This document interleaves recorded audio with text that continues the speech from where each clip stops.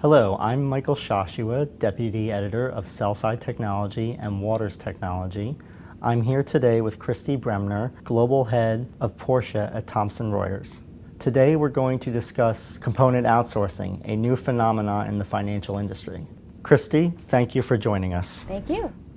For the first question, let's define what is component outsourcing.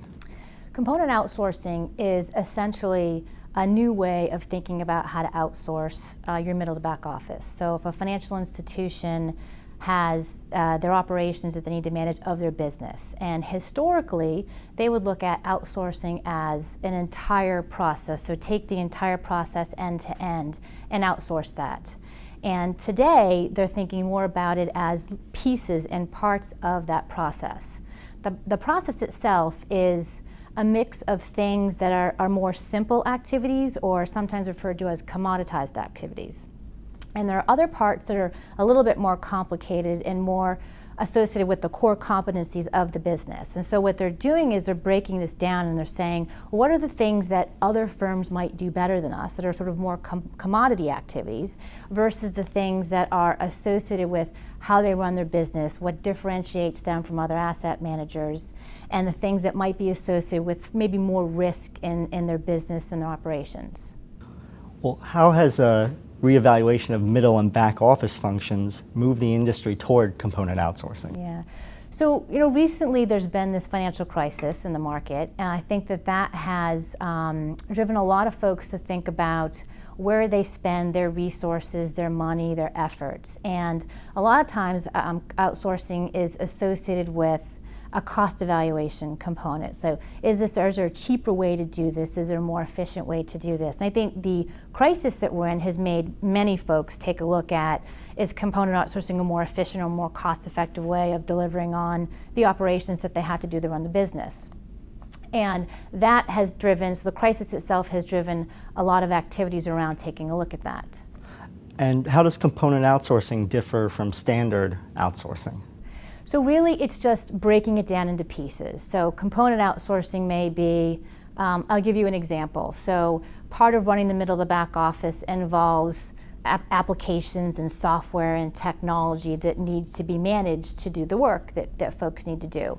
And so managing that technology is a component of the entire process of the operations. And so that as a piece is something that folks are thinking about. Well, maybe there's a vendor in the space or a player in the market that is better at doing that, can achieve economies and can achieve scale because they're doing that for many, many firms, as opposed to an individual firm who just has to do it for themselves, and they have to build up the staff and the operations and the know-how and all the infrastructure to do it. So that is sort of probably one of the more kind of obvious examples in the market where folks are looking at outsourcing. So when you take the entire process, you can break it up into components. So there's the application management and the physical infrastructure. There's a process of accounting. There's a process of performance measurement, measuring the performance of the fund and the portfolio managers. There's things like reporting and regulatory requirements. So all of those would be a way to break down the operations into components. There's a value chain, and so this is often referred to as the value chain of things that have to get done across the middle to back office. And some folks will define what they call what that value chain is into different components. And they tend to be sort of standalone activities that that need to get done in the day-to-day business of the operations. Could you highlight what some of the components that Thomson Reuters offers in component outsourcing, what those are? So what we focus on the most is activities that are post-execution all the way through settlement. So after trades are done, they need to get processed, and they need to get put into a system that records transactions and does accounting. So we do all of the record keeping and the bookkeeping around those things. The accounting activities to do the investment accounting and the fund accounting on those investments.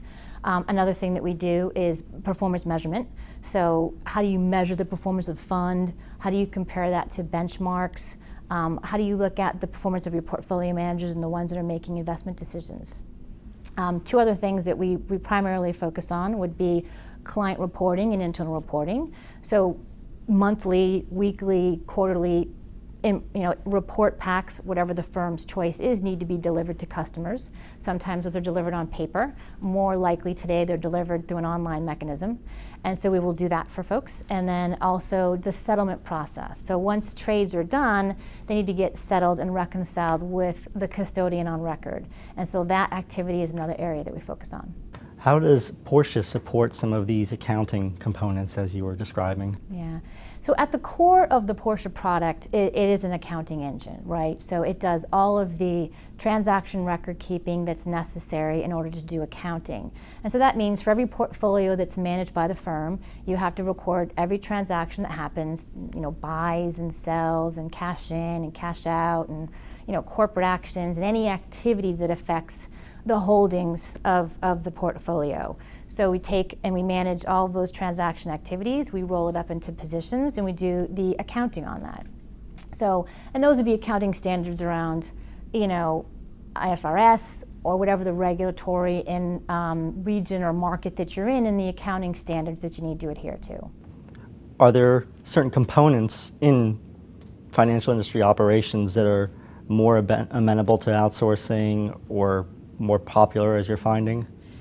It's mostly the commoditized activities that it seems people are more comfortable with outsourcing. They're the places where there's sort of lower risk to the day-to-day operations. They are things that there are specialty firms like ourselves in the industry who have built a business around doing these things. So we've got a scalable, repeatable model for how to manage these parts of the process. And those are the easier things to sort of get your head around. That's facilities management and application management. I think we're seeing a lot of activity around the accounting functions themselves and performance measurement.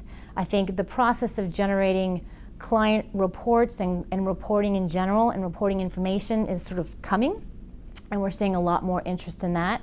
Sometimes it comes down to not only what is the commodity type activities, but what are the things that the firm has a core competency in, or what do they not have a core competency in? So for example, if you are going to be just starting out delivering client reports via the web, and you've never done it before, and you face a decision, so do I go and build this infrastructure myself? Do I hire a staff and bring them on board so they know how to do this? Or do I just go to somebody who already knows how to do this? They have a product, they have a solution, they have an answer. And so those decision trees at this particular point in time are becoming much better choices from an outsourcing perspective. Can clients outsource strategic functions, or must they only outsource the commoditized? It's entirely up to them and what they're comfortable with. I mean, we have customers today that have outsourced the entirety of the process, so post-execution all the way to settlement. And a lot of times that has to do with what their philosophy is in outsourcing, and that they're sort of making a choice that they're going to invest their time and resources and money on what their business is, so managing money and managing the firm, and outsource this process to somebody who kind of knows how to do it. And then we see other firms who are less or more comfortable with outsourcing different parts of the business.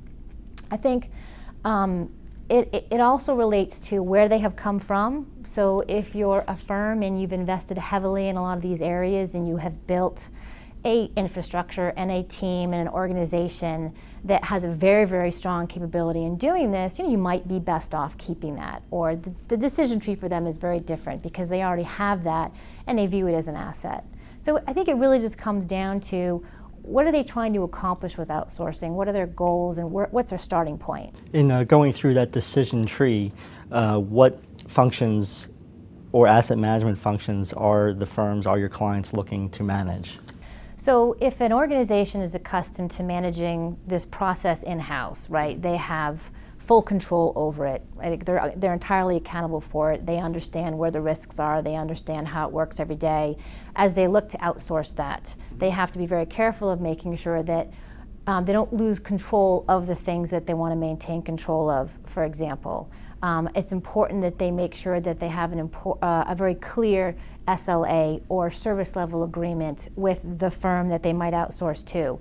So what do they expect every single day? Is it in line with what they've experiencing when they manage it themselves? And are they comfortable with whatever those changes are? So that is another example of something that they really look to be very careful about, how they put that in place with an outsourced provider.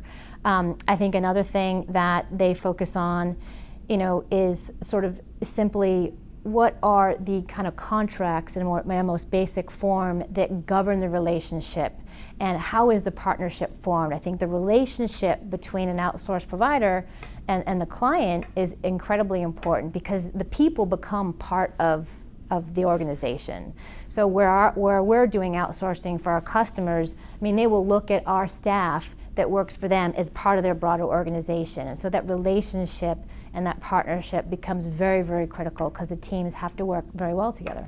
So in component outsourcing, the focus is still on the client relationship. Oh, absolutely. It's a very important part of it, because it's core to how they do their business. And it's not, more often today, it's firms that have been doing this in-house in a very large way. And they're starting to kind of let go of it and outsource parts of it. And they've got to be really comfortable with that service. Okay. Thank you, Christy. Thank you. Thanks on behalf of Sell-Side Technology and Waters Technology. Thanks for having me.